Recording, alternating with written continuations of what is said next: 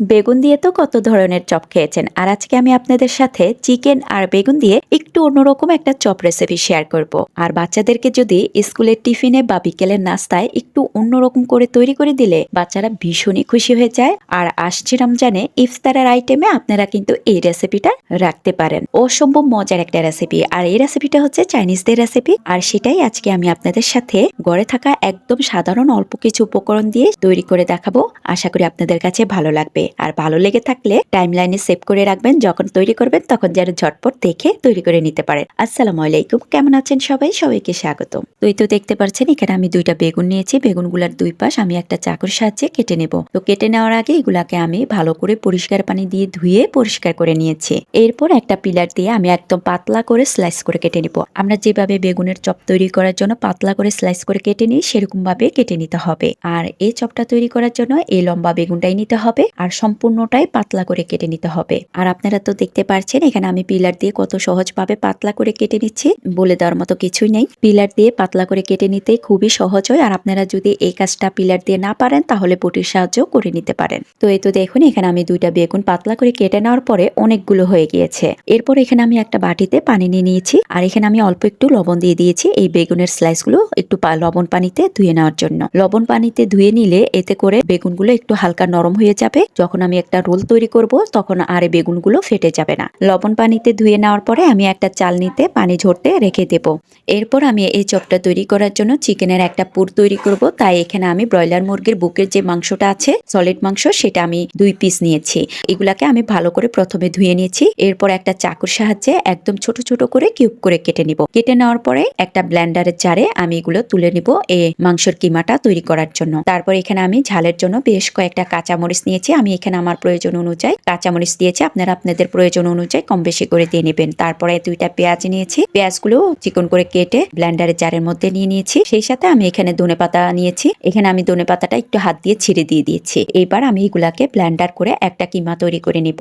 তো দেখতে পাচ্ছেন এই ব্লেন্ডার করে নেওয়ার পরে একদম মিহি একটা পেস্ট তৈরি করা হয়ে গিয়েছে। এরপর আমি এগুলা একটা বাটিতে তুলে নেব। এবার আমি মাংসের কিমার মধ্যে মশলা দিয়ে নিব। এখানে আমি দিয়ে দিয়েছি স্বাদ মতো লবণ, আধা চা চামচ করে আদা বাটা, রসুন বাটা, আধা চা চামচ করে ধনে গুঁড়া আর জিরার গুঁড়া। সেই সাথে আমি এখানে 1 চা চামচ সয়া সসও দিয়ে দিয়েছি। তারপরে ভালো করে হাত দিয়ে চটকে মেখে নেব।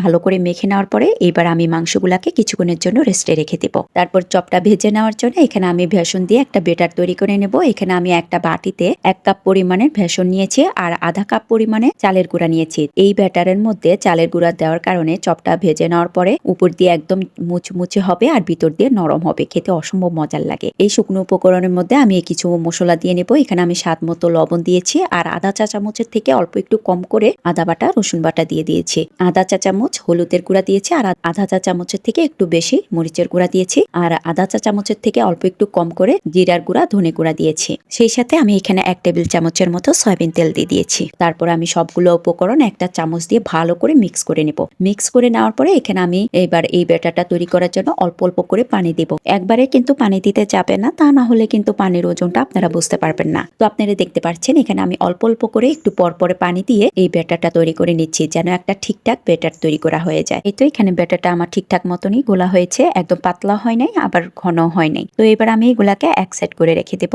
এবার আমি বেগুনের চপগুলা তৈরি করে নেব। এখানে আমি বেগুনের একটা স্লাইস নিয়ে নিয়েছি, আর সেই সাথে এখানে আমি যে মেখে রাখা মাংসের কিমাটা আছে সেটাও নিয়ে নিয়েছি। তারপরে একটা চামচের সাহায্যে মাংসের কিমা নিয়ে তারপরে বেগুনের মধ্যে লাগিয়ে নেব। এই কাজটা আমার হাত দিয়ে করতে বেশি সুবিধা লাগে, তাই আমি হাত দিয়ে করে নিচ্ছি। তো এই তো দেখতে পাচ্ছেন আমি হাত দিয়ে ভালো করে মাংসের কিমাটা চেপে চেপে লাগিয়ে নিয়েছি। তারপরে দুই পাশ দিয়ে একটু ফিনিশিং দিয়ে নিয়ে বেগুনের স্লাইসটা ঘুরিয়ে ঘুরিয়ে একটা রোল তৈরি করে নিয়েছি। তো আপনাদের দেখানোর সুবিধার্থে আমি এখানে আরো কয়েকটা চপ তৈরি করে নিচ্ছি। আসলে এখানে বলে দেওয়ার মতো কিছুই নেই, দেখে নিলে বুঝতে পারবেন কিভাবে তৈরি করে নিচ্ছি। তো এই তো দেখতে পাচ্ছেন এখানে আমার সবগুলো চপ তৈরি করা হয়ে গিয়েছে।